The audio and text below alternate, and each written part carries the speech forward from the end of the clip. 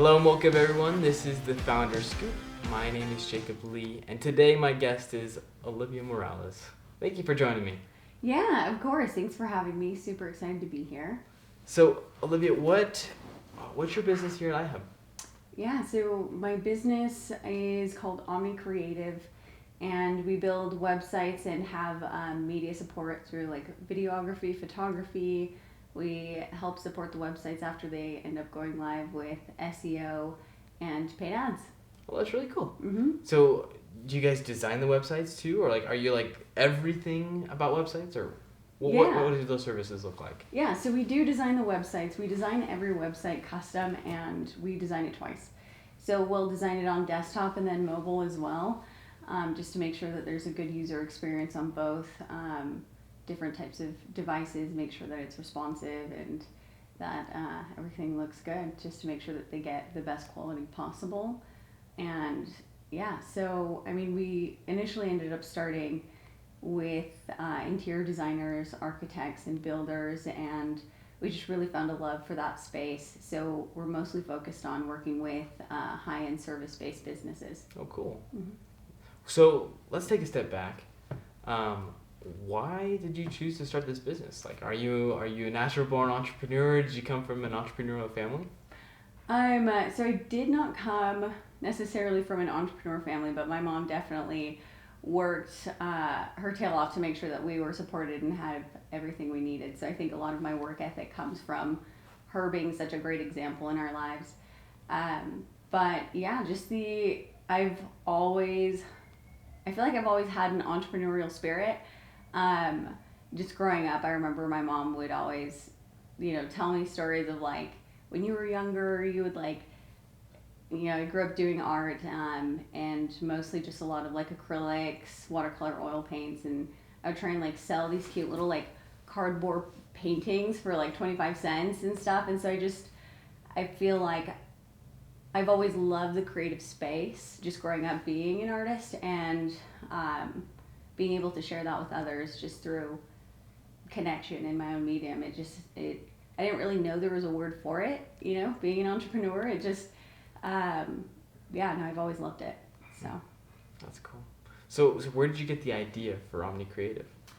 I did have some experience working in a marketing company, and I led a team of designers there, and then quickly became an engagement director, which, at the time meant working on 3 entities, their branding, marketing, and I just really fell in love with that creative process. And so, upon kind of finding what was going to be fulfilling for me, I just ended up kind of leaving and then figuring out my own path, and it led me to just working on what I really loved, which was, mostly web design. I'm a multidisciplinary graphic and web designer, but I feel like web design was probably one of my favorite things to showcase, because it is a bit of more like strategy and aesthetics combined. That makes sense. It's cool that it's something that you really enjoy and you love doing. Like when you can find that happy medium where it's like, hey, you can make money with it and you're enjoying it. Like that's a great place to be. Yeah, absolutely. I mean, growing up as like mostly in art, like as a medium, like with a paintbrush and a canvas, I kind of needed to, at a certain point in my mind, like figure out, okay, I can't exactly sell these paintings. I don't know that that's going to end up footing the bill when I get older. So I went into graphics, and then that kind of led me to web design. And I just, I found a huge passion for it. And I loved being able to collaborate with the clients on like what their vision was and help them lead them through the process. And in the end, get them something that's both aesthetically pleasing, but is also going to help serve their business online and when showcased. That's cool. I didn't realize you're such an artist. Yeah. Yeah. When did you like first like get into art? Oh, I was little. I was really little. It was probably just like as early as I can even remember, I was painting, and I've always been into the arts, and so it's just kind of part of my identity, I guess. Yeah. That's cool. Do you do any do you just do paintings, or do you do other mediums? It was mostly paintings, and then I went into watercolor, some collage work. I really loved that for a little bit. And then I kind of just, the last couple of years put down the paintbrush a little bit to focus more on the digital space. So my new medium is the digital space. Yeah. Mm-hmm. So was it I don't know, what was your dream when you were young? Obviously you liked art. Was that a part of your big dream? Yeah, I would definitely say so. I think when you are younger, it's everyone wants to be like an astronaut or a chef, and so I think for me, the arts were always something that I wanted to stay in. I just really loved the creative space and all of the joy that comes from being able to share that part of yourself with someone else, and especially when it's appreciated. I feel like that to me is the ultimate form of fulfillment. That's really cool. Mm-hmm. When did you start to transition to doing graphic design then? It was probably about 9 or 10 years ago. Okay. Yeah. So, really interesting story. Tell me about it. Well, basically, I went to the Art Institute in Salt Lake City. I was probably 17, and at the time I had worked at Harley Davidson. I was there for about 7 years. I was a cool biker chick for a little while. Had a motorcycle. That was fun. Ooh, nice. It was cool. That's always been a dream of mine to have a motorcycle. No way. Yeah. What kind? I like, I don't know, I have all kinds of motorcycles, honestly. Okay. I like the smaller ones, though. Yeah. And I also really like the dual sport, where you can actually go off-road and stuff. Yes, yeah, so. With the metal baggers, those are cool. Yeah. I had a Nightster, so it was a smaller body type, but it was a 1200, so it had a bigger engine, which was nice, because I don't know, the freeways were not fun, because I'm kind of a small person in general, and so I just kind of get thrown around a little bit when the semis would come by, but it was cool. There was some adventure in your life, though. Yeah, no, it was cool. We rode motorcycles up all the way to Yellowstone, and then we went up the West Coast, Portland, and Seattle and stuff. So that was a fun time. But my cousin, he once did a road trip. I think it was from here all the way up to Alaska on his bike.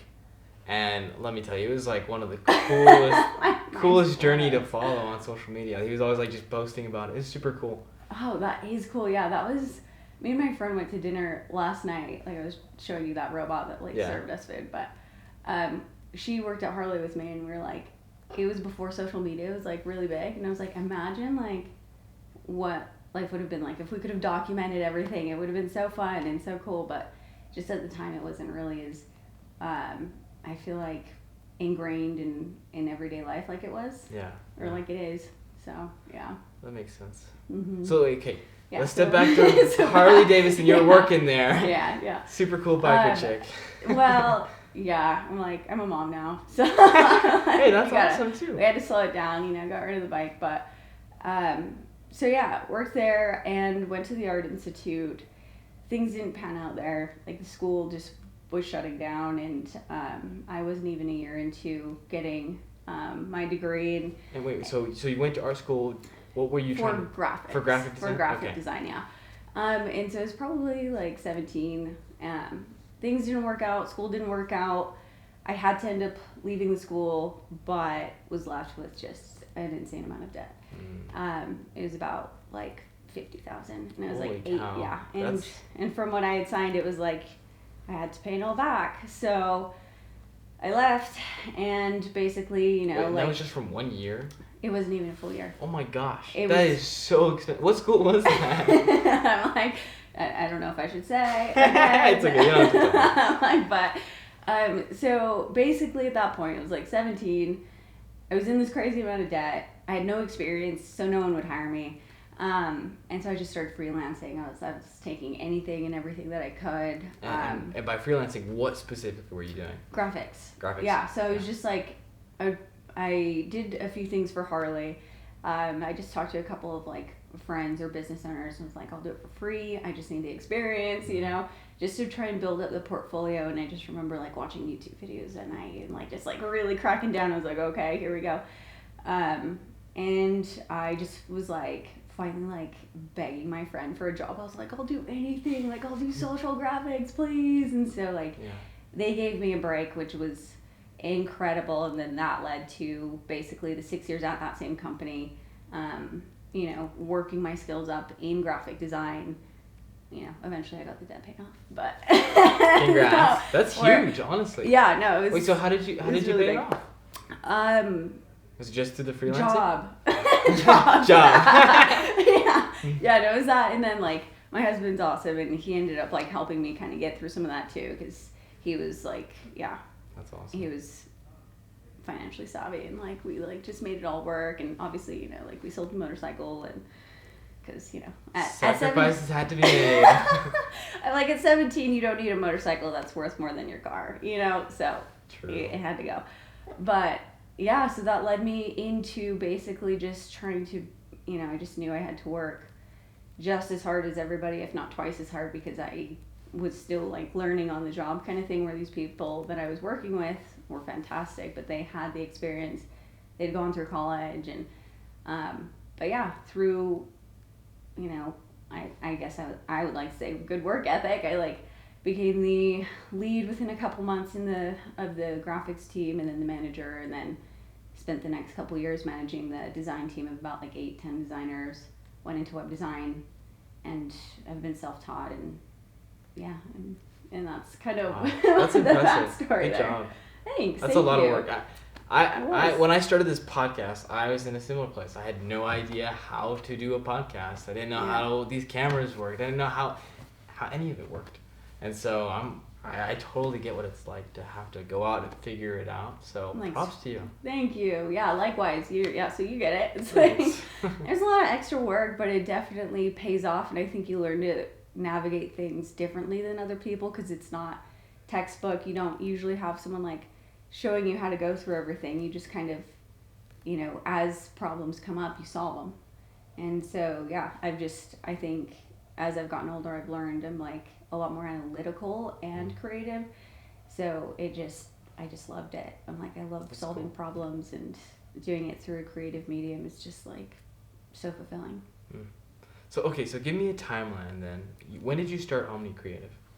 6 months ago, maybe 6 months 7 months. Okay. I think officially. And then how long did you work for that marketing company? That was about, I want to say about 5-6 years. Okay, wow. So that's like a decent amount of time. Yeah. That's really cool. Yeah, so it was good. Okay. I had a good run there. That's awesome. So tell me more about your company now. Like, when did you decide to just start your own thing? Like, obviously you had experience as a freelancer, so you've been in this world, but yeah, tell me more about that. Yeah. So, basically a friend kind of like hit me up with an opportunity to collaborate on a couple projects. And it led me to be able to work with like Raycon Construction, Four Chairs Furniture and Design, Heather Hansen, and yeah, I was able to kind of team up and work on creating their web design for them, all the user flow, and it was just a super fun experience. And then from there, it kind of helped me figure out how to navigate and do things on my own, and then kind of get my foot in the door in certain places. And I think my experience from the previous place, you know, being in the level that I was there, I had some good business experience, so I was able to kind of meld it all together and then create Omni. That's amazing. Mm-hmm. So what's your long-term vision for your company? Ooh, good question. Yeah, long term, I feel like, I mean, right now we've got a team of videographers, photographers to go out and be able to shoot content. We like to do like batching content for social or their website, and then we have content writers. I'm the lead web designer, and then we have developers, and then SEO specialists. I mean, you know, the robot. I'm gonna go back to the robot from yesterday that served us Tell dinner. everyone about that. Okay, yeah. So my friend that, you know, I kind of mentioned a little bit earlier, we went to dinner yesterday just to kind of catch up, and I'm just like, I'm still blown away. I'm like, I'm living in the future, and I want to say 2025, but that's like this year, you know, when they all used to say like it's gonna be the future. Yeah, Okay, yeah. well, it's here because I sat down and I just hear this like beeping, and then I look over and there's this robot that is serving my friend our food and talking to us and just saying like, hey, your food has arrived, and it's got like the tray of meats because we were at a Korean barbecue place. It was a lot cooler than crazy. I think I'm describing it, but it was Honestly, really, that's pretty sick. A robot serving your food. yeah, it was really cool to see. So basically technology and AI is moving a lot faster than I think anyone's anticipated. I have a couple of things in the works that are going to, I think, be really, really awesome. And without saying like what it is, I guess, but it's just AI integration, or it kind of, yeah. give me, like, some hints? We're working on building a really cool tool because I don't know. I'm finding this kind of like fork in the road between like I really enjoy working with the custom builders, interior designers and things. I feel like they have such like a creative medium that I really admire and appreciate, and then I can come in and help them or find their online presence. I feel like it's really cool. But there are some service-based companies that have great services or products but just aren't in a place to afford the extra services that they wish they could. So I feel like I want to make it my goal to make it so that way something that is a high end or quality is affordable, because I just don't think you should have to compromise on that. I don't ever want to put anything out that isn't anything less than my best. And so, I'm sure every business owner feels that way. So I want to basically bridge the gap for them, so that way if on my end I can figure out how to integrate tools to make things a lot simpler for them, then obviously we can pass on the cost savings. But I don't want to lose the human aspect. I don't want to just leave everything to AI, because I do really think that the creative or the creator is going to be just as important in the future, even with AI is integrated and intelligent as it's going to be. I don't know if I answered that for you or not. Getting some hints there. Yeah. That's cool. Yeah, so I basically want to build a tool that'll make it easier for high-end service-based businesses to get up and running a lot faster, but not feel is lost in the process. Because that's, talking to a couple of them, that's kind of what I'm finding is even with like these Wix platforms or like GoDaddy AI and things, it's still just not there yet, and there is a disconnect that I plan to bridge. That's really cool. Yeah. So do you have experience coding, or like what is your role in this new idea? I don't have experience coding, but that doesn't mean that I can't figure out a good part of it. I mean, there is just a development from Figma, I think it was like 2 days ago or yesterday, that'll allow you to push changes from the platform, which Figma's a design, web design platform, straight to code. Oh, that's really cool. So you design how it looks, and then AI will build the back end for you? I haven't got into all the details, but from what I understand and talking to a few colleagues, basically, it'll cut cool. dev time in half, if not. Like, basically developers will kind of just be able to comb through things. Right. So that's really exciting for you, because like that leverages your skills. Like, you're a designer. If you can just design things and then AI will do the rest, like that's game changer. It is. It definitely is. I really think in the next, now or like a couple of years, it's like things are just moving, like I said, so fast. But I think the drivers are going to be the creatives. I think it's going to be, because AI can basically output something that is creative, or a creative, but it's not led by someone who is strategically creative, if that makes sense. So yeah, I think in this next little bit, things will start to kind of to heat up. Yeah, but, that's cool. Yeah, that makes sense. So tell me more about like your experience here at iHub. Oh, yeah. How did you hear about iHub? So I heard about iHub through a friend. His name's James Brown. He's super awesome. He basically led me to meet with, I think it was JC at the time. And I just got a tour and I was blown away. I was like, how does this place even exist in Provo? I've lived here my whole life. It was crazy. I think I was only a couple months old at that point. But I ended up signing on. It was just so exciting. I was like, I'm such a nerd. I was like, oh my gosh, JC. I was like, this is like if Meta were like, I was nerding out so hard. But it was really cool. I got to sit in on one of the blitzes, and like just the community that was formed around iHub was just so like, it just really drew me in. It just felt like home. I was like, oh my gosh, there's more people like me, like it's just, you go through ups and you go through downs when you're an entrepreneur. And I think it was one of the founders here that had, I'm probably referencing one of his quotes, where it was like, not making sure that you're not like identifying yourself as your business. Like, you are not your business, but you work to make it successful and like give great service and product. I think that's one thing that's been cool, is like learning the balance of life, and the really, I feel like the mental game that comes with working on your own business. And it's just been incredible being here. That's so cool. Yeah, I've made a lot of really cool friends. One of them makes pickleball shoes. Shout out, Christina. Actually, I just interviewed her. Oh, no way! Yeah, I think her episode's gonna drop before yours. Oh, so no way! Everyone go check out her episode too. There you go. I'm like, yeah.